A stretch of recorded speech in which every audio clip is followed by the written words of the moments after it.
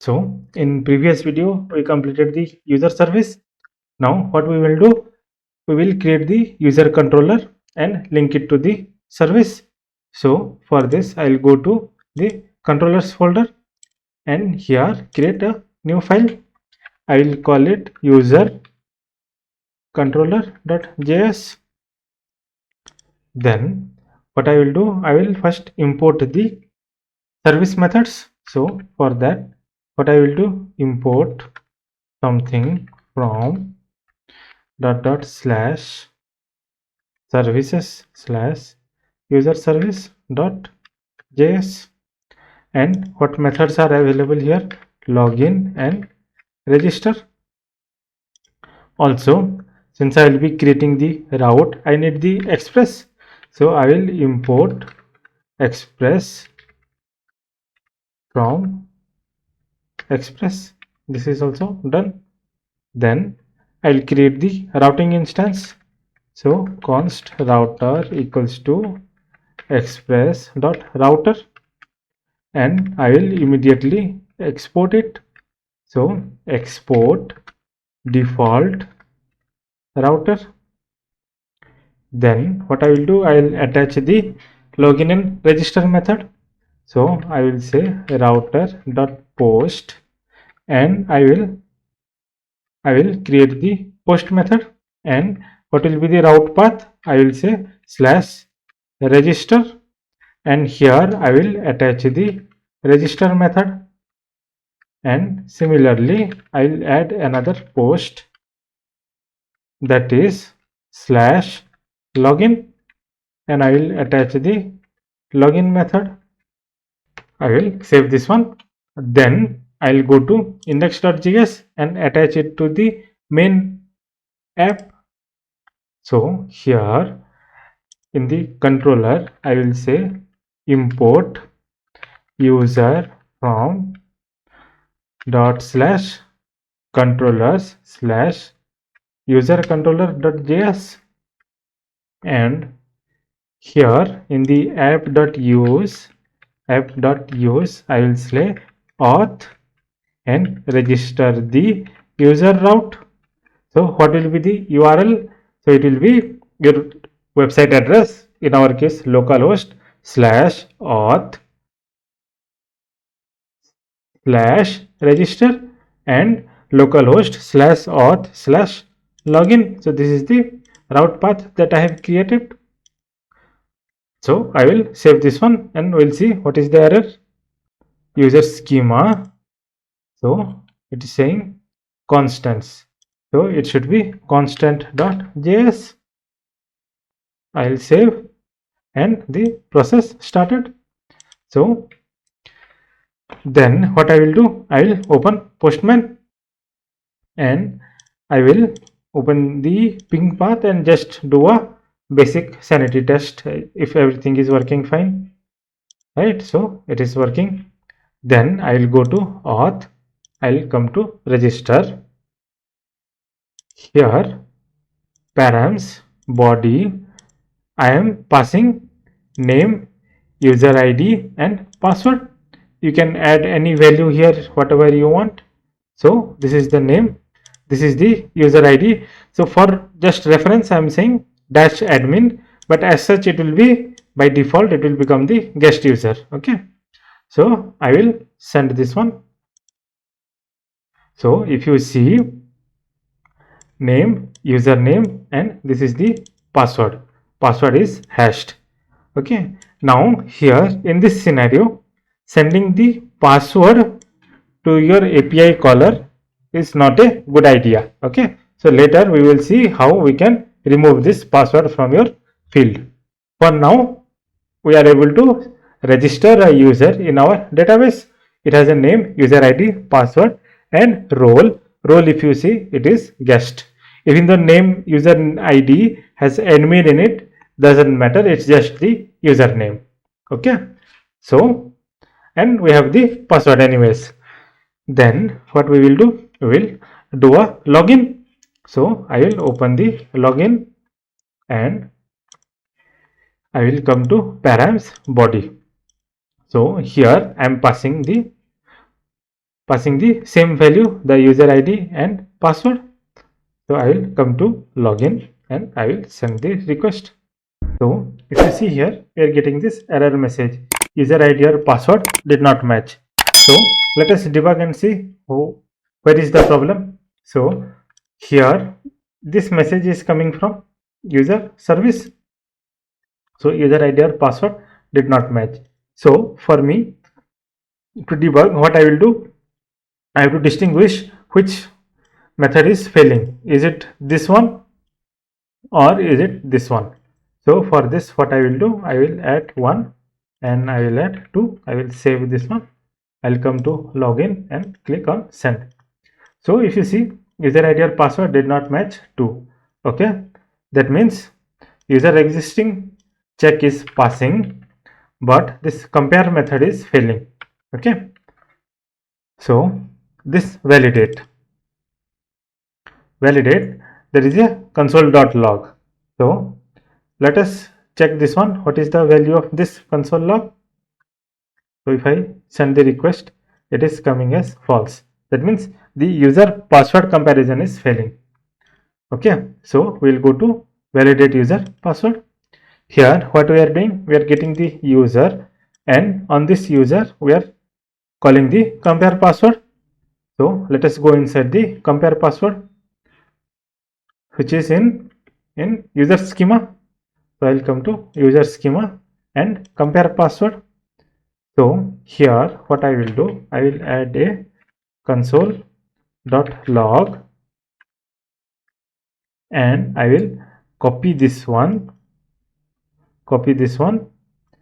and paste it here, and we will see what value we are getting from the compare function. So I will send the request. Okay, so if you see here, it says promise pending. Okay, that means what is the problem here? Here I am missing await. Okay, now I will save this one and I will send the login request again. Now we are getting a value, but this is still false. So let us see what else is missing. Okay, so I checked some Stack Overflow documentation, and what it is suggesting is this compare password, the second argument should be the hashed password and the first argument should be the plain text password. So this is the problem. So the plain text password should be the first parameter and the hashed password, that is the password, should be the second parameter. So I will remove this one. Okay, and I will come to login and see. Now I am getting true is coming from here, log match. So I will remove this one, and if you see, I'm getting the login token. Perfect, this is what I wanted. So I'll send the request again. So I'll get a different token. Then we'll come to register flow, and here this user ID already exists. So I'll try to save this user again. So if you see, user already exists, and here if I come and change the password to a wrong password, then what will happen? User ID or password did not match. Okay, and similarly I will change the username, and now also I'll get the same error message, user ID or password did not match. Then I will remove this invalid user ID and I will send the token, and this time I will get the new valid token. This I can use for authentication. Now how I will send this for authentication? So then let us come to participants and let us play around with delete participants just for testing. So here if you see params, there is a authorization, and in this authorization there are multiple ways of doing authorization. So what I will do, I will select bearer token. So this is the token, or this concept is called as as bearer token authentication, right? So I am selecting bearer token, and here I will add the token value. So here what I can do, I will copy this one and I can paste it here. So I will copy this one, okay, and in this delete participant I will paste it. Now this delete API call will send this token. Then what I can do, now let us write a middleware to read this token. So I'll come to middlewares and I will add a new file called auth middleware.js, and here what I will do, I will export const auth middleware equals to async function. This will take request, response, and next, and arrow and the function body. Then I will wrap this in try catch block. So in the catch block, what I will do, I will add this unauthorized message. So for whatever reason, if this auth middleware fails, I will simply return 401 unauthorized status. Okay. Then first thing what I want to do is to access the header value, and from where I will get that, I will get from request.header. So I will say const auth header equals to request dot headers dot authorization or empty string. So from request header authorization key, I am fetching the auth header, and I will just do a log of what value we are getting. So I'll say auth header, and I will call the next method. Okay.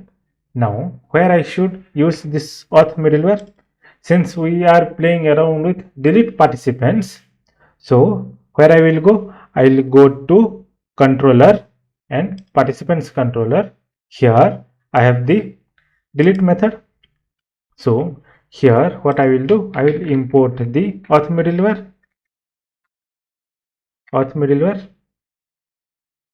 Then I will copy this one and I will attach it here and add a comma. Now what will happen, this auth middleware is added to this delete participants. So I will come to delete participants. Here anyways I have the token added here, and then I'll go to body. For now let us ignore what is the right value or wrong value. Let us just focus only on the authentication part. Now what will happen if I send this request? Now in the database this value might or might not exist, but before that we will be able to see the auth header. So let us see what auth value we are getting. So if you see, it says bearer and the auth token that we are sending. So our first job is to see if it is actually a bearer token or not. So for this I'll come to auth middleware, and first what I will check, I will see if this auth header exists or not exist. So if it doesn't exist, okay, or auth header has a empty string, okay, or this auth header starts with bearer, that means here I should check the negative scenario. If this doesn't start with bearer, that means this is not proper authenticated value. So I will copy this one, okay, and add it here. So after this line of validation, what we will do, we have the keyword bearer, and after that there is a space, and after that there is the token. So for me to extract the auth token, what I have to do, I'll say const token equals to, I will say auth header dot split with a space and take its first index. Okay, so when I split it with space, the 0th index will be bearer and the first index will be the actual token value. Then what we will do, so if we want, we can just do a token log. I will save this one. And earlier, if you see, it used to come bearer space token. Now, so if you see, it is showing E because here it should be a space, okay, not an empty string. So I will send the request. Now if you see here, I am getting only the token, not the bearer keyword. Then what I will do, I have the token. Now what I can do, I will try to decode this one. So const decoded token equals to JWT. Now we will import JWT. So import JWT from JSON web token. Okay, then I will say JWT dot verify. Okay, verify what? The token. And what I have to pass. So if you remember, when doing the signing, we used to pass the JWT secret that we have added in our env variable. So to verify, I'll also pass the same thing. So process.env dot JWT token. Now let us do this decoded token console log and see what value we are getting. So I will send the request. If you see, this is the user ID and the MongoDB ID, and these are the JWT parameters, which says this is the expiry and this IAT is basically a Unix timestamp. So that basically represents the same value. That means we have set it for 1 hour. So this value represent 1 hour. And this is the user ID and this is the user ID and this is the Mongo ID. So from where this value is coming? So if you see user schema here, generate auth token, what value we are sending? ID. That ID is coming here and that is the MongoDB ID, and this user ID, which is the user ID that is the user registered with. So this object that we signed is what we are getting back when we are doing the verification. Okay, so we have this decoded token which has the user ID and this Mongo ID. Now what I have to do, from this information I will try to fetch the user object. Okay, so for this what I will do, I will import get user by ID from the repository method. Okay, and I will append .js, and from here what I will do, I will say const user ID equals to decoded token dot user ID or empty string, and I'll add a question mark here. Then if for whatever reason, if this user ID doesn't exist, then what I will do, I will return the unauthorized status. That means somebody has tried to inject some malicious token, that's why it doesn't have this user ID, one possibility. Okay, then if this is not the case, I will say const user equals to await get user by ID, and I will pass the user ID. Okay, and here console log, what I will do, I will log the user. Let us see what value we are getting. So here I'll send the request again. So if you see, this is the database object that we are getting. So here what I will do, I will say request.user. So I will attach a field called user in the request, and it will have the user that we found from the database. Okay, then once I do this, then what I can do, I will go to participants controller. I'll go to participants controller, and if we see here, after this auth middleware, we are calling the delete participants. So I'll go inside this. Here we have request.parents. Similarly, in the same line, we will have user equals to request.user or empty string. So here if I do a log, here you can see the user object. Okay, so I will come to the auth middleware. I will come to the delete participants and I will send the request. So from where this request is coming, this log is coming, this is coming from the participants delete method. Now what I have done is, from the token I have validated whether the user is authenticated or not, correct user or not, and if it is a correct user, attach the user to the request so that the controller and down the line the service can directly use the user object for whatever purpose they want, right? So this is the basic authentication flow. Now if I pass a wrong value, okay, so I'll add a 1 at the end. That means now this value is no longer a correct bearer token.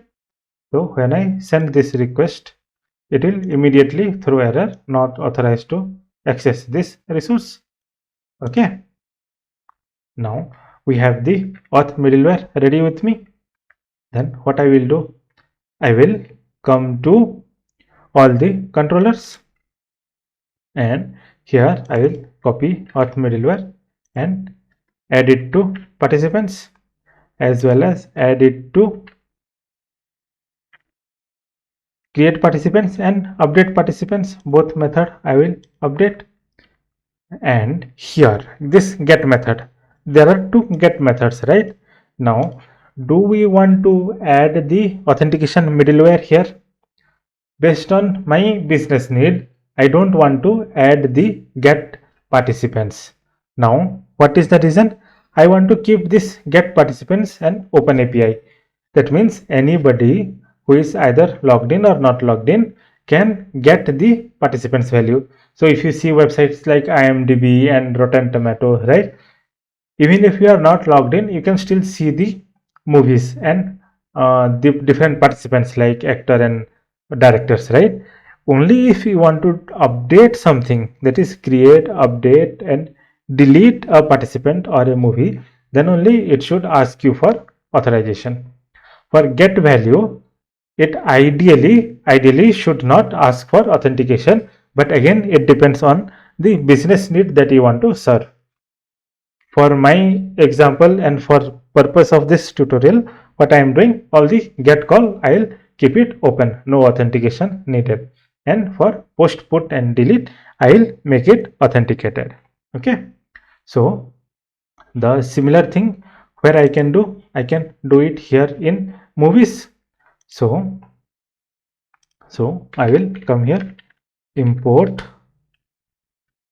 auth middleware from the middleware path, and I will copy and start pasting it here. Let us take example of participants. We'll go to participants and we will try to update a participant. Okay, now here if you see, I am not sending any authorization, so I will send the request. It will immediately say not authorized. Okay, similarly I will come to create participant. Here also if you see params authorization, there is no authorization, so I will send empty token. So it will say unauthorized.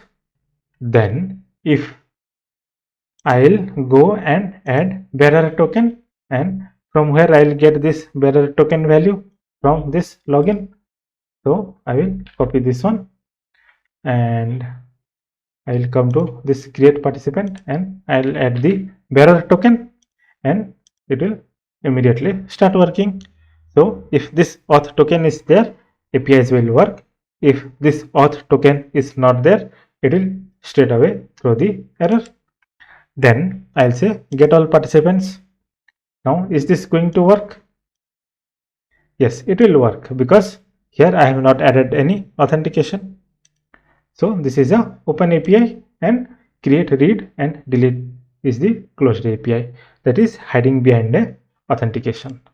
So with this, the authentication part is done, and later and in the next video we will see how we can do role based authorization. Now if I have the token, I will be able to update, create and delete.